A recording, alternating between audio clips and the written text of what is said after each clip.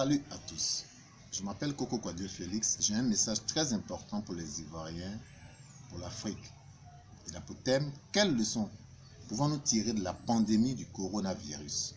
Cette redoutable maladie nous révèle au grand jour que l'enlèvement tant attendu par les chrétiens a déjà eu lieu. Le choix et la mise à part d'un peuple par Dieu, par Jésus, a déjà eu lieu. En effet, alors que chaque jour les victimes du coronavirus se comptent par centaines, voire par milliers à travers le monde, notez que l'Afrique est quasiment épargnée par ce génocide mondial. Pourquoi ce continent, vu comme un continent maudit, meurtri par tant de siècles de souffrance, de fléaux et de misère, commence subitement à être épargné des malheurs? L'Afrique est épargnée parce qu'elle a été enlevée et bénie par Jésus. Posons-nous la question de savoir à quel moment Jésus est-il venu faire l'enlèvement de l'Afrique.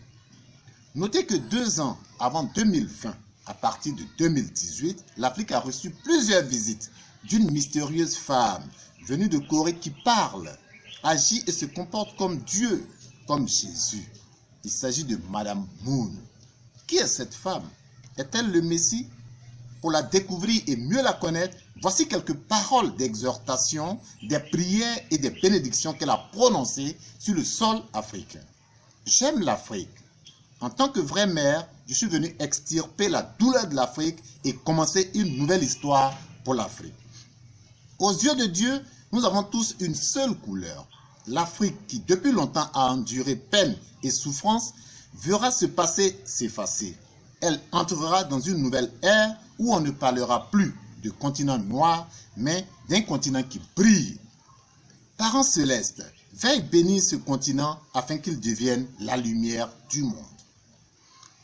Parents célestes, je vous promets que ce continent deviendra une Afrique céleste. Je déclare ce continent en tant qu'Afrique céleste qui demeure éternellement avec Dieu. Je suis la mère de l'univers, la fille unique de Dieu.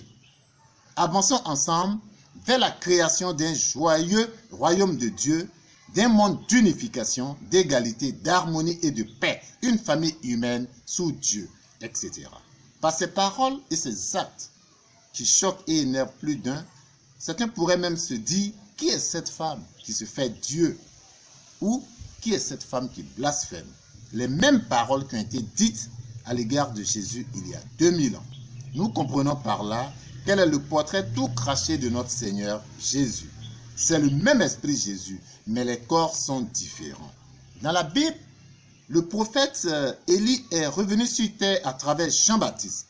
Pareillement, notre Seigneur Jésus marque son retour sur terre aujourd'hui à travers Moon.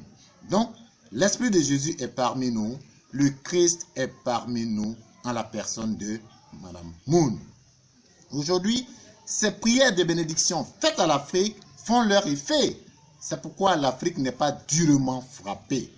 Dorénavant, elle est une Afrique céleste qui va briller de 1000 feux. Adieu la malédiction. Avec Madame Moon, son porte-bonheur à ses côtés, l'Afrique va prendre le devant de la scène mondiale pour apporter la paix sur terre. L'heure est donc au rassemblement et à l'union sacrée de tout un continent autour de Madame Moon pour mettre fin à la souffrance des hommes et apporter la paix et le bonheur sur terre. Je vous remercie.